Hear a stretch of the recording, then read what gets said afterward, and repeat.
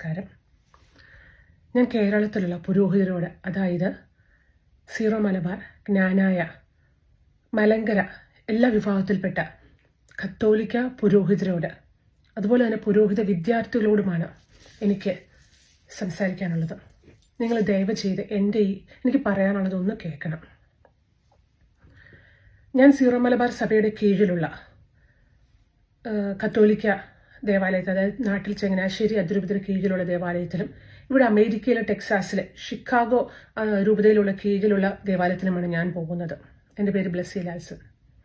എൻ്റെ പപ്പ ചെറുപ്പത്തിൽ പറയുമായിരുന്നു, നമ്മുടെ വീട്ടിൽ ഒരു പുരോഹിതൻ്റെയോ സഭയുടെയോ കന്യാസ്ത്രീകളുടെയോ ഒന്നും കുറ്റങ്ങളോ കുറവുകളോ ഒന്നും ഡിസ്കസ് ചെയ്യാൻ പാടില്ലെന്ന് പപ്പ നിർബന്ധം പറഞ്ഞിട്ടുണ്ടായിരുന്നു.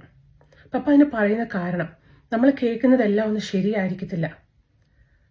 നമ്മൾ പറയുന്ന കാര്യങ്ങൾ, നമ്മൾ ആരോപിക്കുന്ന കുറ്റങ്ങൾ ശരിയല്ലെങ്കിൽ അവരുടെ കണ്ണീര് നമ്മുടെ വീട്ടിൽ വീഴാൻ പാടില്ല. എൻ്റെ പപ്പ തിരുവസ്ത്രത്തെ അത്രയേറെ ബഹുമാനിച്ചിരുന്ന ഒരാളായിരുന്നു. അവർ തെറ്റ് ചെയ്തിട്ടുണ്ടെങ്കിൽ ദൈവം അവരെ ശിക്ഷിച്ചോളും, നമ്മൾ ശിക്ഷിക്കേണ്ട അവരെ എന്നായിരുന്നു പപ്പ പറഞ്ഞിരുന്നത്.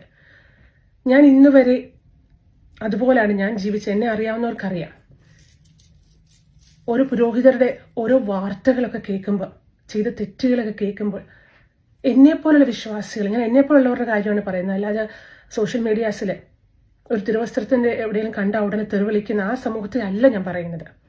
എന്നെപ്പോലുള്ള കത്തോലിക്ക സഭയിലുള്ള പുരോഹിതരെ ബഹുമാനിക്കുകയും സഭയുടെ അണ്ടറിൽ വളരെ ബഹുമാനത്തോടുകൂടെ നിൽക്കുകയും ചെയ്യുന്നവരെ കുറിച്ച്, എന്നെപ്പോലുള്ളവരെ പ്രതിനിധീകരിച്ചാണ് ഞാൻ സംസാരിക്കുന്നത്.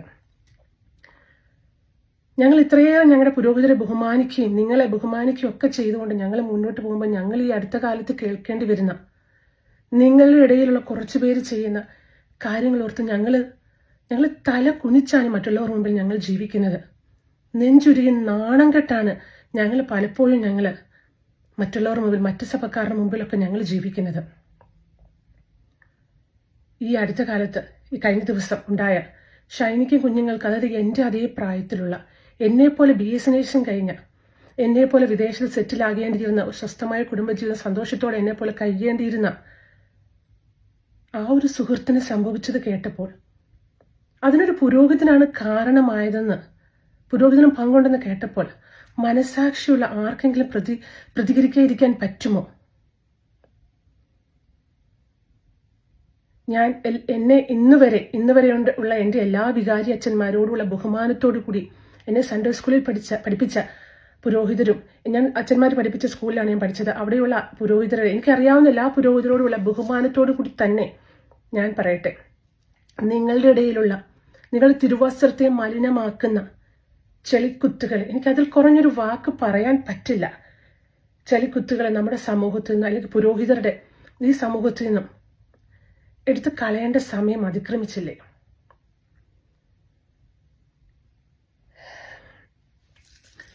നിങ്ങൾ പുരോഹിതരെ ഈ ഒരു പുരോഹിത വേലയ്ക്ക് ഇറങ്ങിയപ്പോൾ നിങ്ങൾ എടുക്കേണ്ട വ്രതങ്ങളൊക്കെ നിങ്ങൾക്കറിയാമായിരുന്നില്ലേ? അനുസരണം, ബ്രഹ്മചര്യം, ദാരിദ്ര്യം, ഇതൊക്കെ അറിഞ്ഞുകൊണ്ട് തന്നെയല്ല നിങ്ങൾ പുരോഹിതരാകാൻ വന്നത്. അതുപോലെ നിന്നെപ്പോലെ നിന്റെ അയൽക്കാരനെ സ്നേഹിക്കുക എന്ന് പറഞ്ഞ നാഥന്റെ അനുയായികളായാൻ നിങ്ങൾ തീരുമാനിച്ചപ്പോൾ, അത് നിങ്ങൾക്കും ബാധ്യസ്ഥമാണെന്ന് നിങ്ങൾക്കറിയില്ലേ? നിങ്ങളും ചെയ്യേണ്ടതാണ്, നിങ്ങളും അതുപോലെ വേണമെന്ന്.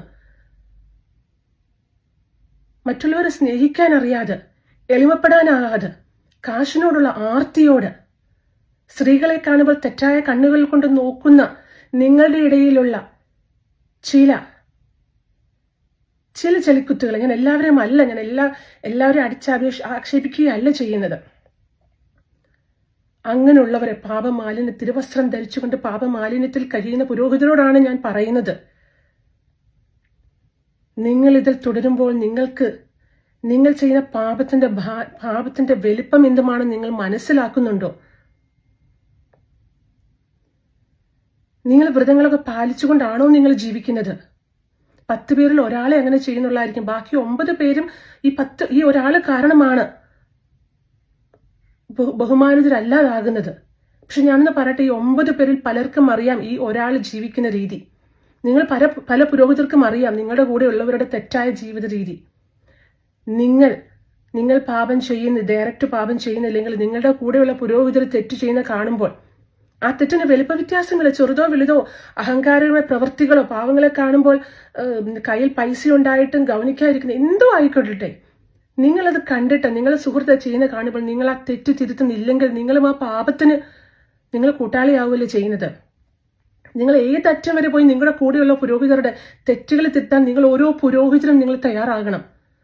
അല്ലാതെ ഞാൻ എന്താ ചെയ്യാനാന്നും പറഞ്ഞ് എനിക്കതിലൊന്നും ചെയ്യാനല്ല, ഞാൻ നന്നായി ജീവിക്കുന്നുണ്ടല്ലോ എന്നും പറഞ്ഞ് നിങ്ങൾ മാറിയിരിക്കാൻ നിങ്ങൾക്ക് പറ്റില്ല. അതിന് നിങ്ങൾ അങ്ങനെ ചോദ്യം ചെയ്യാൻ ചെല്ലുമ്പോൾ നിങ്ങൾക്ക് പലതും നേരിടേണ്ടി വരും. സഫറിങ് ഒക്കെ അതൊക്കെ തമ്പുരാന് വേണ്ടി നിങ്ങൾ ചെയ്യേണ്ട കാര്യങ്ങളല്ലേ. ഞങ്ങൾക്ക് പുറത്തുള്ളവർക്ക് ചൂണ്ടിക്കാണിക്കാൻ പറ്റുന്നതിലും കൂടുതൽ നിങ്ങൾക്ക് നിങ്ങളുടെ ഇടയിലുള്ള പുരോഹിതർ തെറ്റ് ചെയ്യുമ്പോൾ നിങ്ങൾക്കത് തിരുത്താനും ചൂണ്ടിക്കാണിക്കാനും നിങ്ങൾക്ക് പറ്റും, തീർച്ചയായിട്ടും പറ്റും. നിങ്ങൾ പലരും കണ്ണടക്കുകയാണത്. എൻ്റെ പ്രിയപ്പെട്ട പുരോഹിതർ, നിങ്ങളെ ഞങ്ങളുടെ അപ്പൻ, ഞങ്ങളെ സഹോദരങ്ങളുടെ ഒക്കെ സ്ഥാനത്ത്, അതിനൊക്കെ മേലെ ഞങ്ങൾ ഒത്തിരി ബഹുമാനം തന്നാണ് ഞങ്ങൾ വിശ്വാസികൾ നിങ്ങളെ കാണുന്നത്. ദയവ് ചെയ്ത് ഞങ്ങൾ നമ്മുടെ സഭയ്ക്ക് മാനക്കേടുണ്ടാക്കുന്ന കാര്യങ്ങൾ ചെയ്യുന്ന നിങ്ങൾ പിന്മാറണം. തെറ്റായ ജീവിതം നയിക്കുന്ന പുരോഹിതരോട് ഞാൻ പറയുകയാണ്, ഒരുപക്ഷെ ഇപ്പോൾ നിങ്ങൾ മറ്റാരും കാണുന്നില്ല, പക്ഷെ ദൈവം നിങ്ങളെ കാണുന്നുണ്ട്. നിങ്ങൾ ചെയ്യുന്ന ചെറുത് വലുതുമായ എല്ലാ തെറ്റുകളും തമ്പുരാന്റെ മുന്നിലുണ്ടത്. അത് നിങ്ങൾ മറക്കരുത്. നിങ്ങൾ ചെയ്യുന്ന തെറ്റുകളുടെ ശിക്ഷ നിങ്ങൾ വിചാരിക്കുന്നതിലും അതികഠിനമായിരിക്കും, ഉറപ്പായിട്ടും. അതുകൊണ്ട് നിങ്ങളോട് അഭ്യർത്ഥിക്കുകയാണ്, ഒന്നുകിൽ നിങ്ങൾ മാനസാന്തരപ്പെട്ട് നിങ്ങളെടുത്ത വ്രതപ്രകാരം നിങ്ങൾ ജീവിക്കാൻ തയ്യാറാകണം. ഞങ്ങൾ അഭ്യർത്ഥിക്കുകയാണ്, ഞങ്ങൾ വിശ്വാസികളോട് കരുണ തോന്നണം. അതല്ലെങ്കിൽ നിങ്ങൾ വീണ്ടും ആ തെറ്റിന് അടിമപ്പെട്ടു പോയി നിങ്ങൾക്ക് തിരിച്ചു വരാൻ പറ്റില്ലെങ്കിൽ നിങ്ങൾ ആ തിരുവസ്ത്രം ഊരി സമൂഹത്തിലേക്ക് ഇറങ്ങി വരിക. ഞങ്ങൾ നിങ്ങളെ സ്വീകരിക്കാം, ഞങ്ങൾക്ക് അതിനുള്ള യോഗ്യതയില്ലെന്ന് പറഞ്ഞ് നിങ്ങൾ തന്നെ ഇറങ്ങി വരിക. അതിനുള്ള തൻ്റെ ഇടം കാണിക്കണം. അതല്ലാതെ നിങ്ങൾ ആ പാപ മാലിന്യത്തിൽ മുഴുകി ആ തിരുവസ്ത്രത്തോ ഉപയോഗിച്ചുകൊണ്ട് തന്നെ നിങ്ങൾ മുമ്പോട്ട് ജീവിക്കാനാണ് തീരുമാനിക്കുന്നതെങ്കിൽ എൻ്റെ ദൈവം, നമ്മുടെ ദൈവം നീതിമാനാ. ആ ദൈവത്തിന്റെ ശിക്ഷ അതികഠിനമായിരിക്കും. എൻ്റെ സഹോദരി ഷൈനിക്ക് വേണ്ടി ഇത്രയെങ്കിലും എനിക്ക് പറയാൻ സാധിച്ചില്ലെങ്കിൽ എൻ്റെ ജീവൻ തന്നെ വ്യർത്ഥമല്ലേ. എന്നെ കേൾക്കുന്നവർ ഇതെല്ലാ പുരോഹിതരിലേക്കും എത്തിക്കണമെന്ന് കേരളത്തിലുള്ള എല്ലാ കത്തോലിക്ക സഭയിലെ പുരോഹിതരിലേക്ക് എത്തിക്കണമെന്ന് അഭ്യർത്ഥിച്ചുകൊണ്ട് എല്ലാ കത്തോലിക്ക സഭയിലെ പുരോഹിതർക്ക് വേണ്ടി പ്രത്യേകം ലോകത്തിലുള്ള എല്ലാ പുരോഹിതർക്കും വേണ്ടി പ്രാർത്ഥിച്ചുകൊണ്ട് ബ്ലെസ്സി ലാൽസർ. Thank you.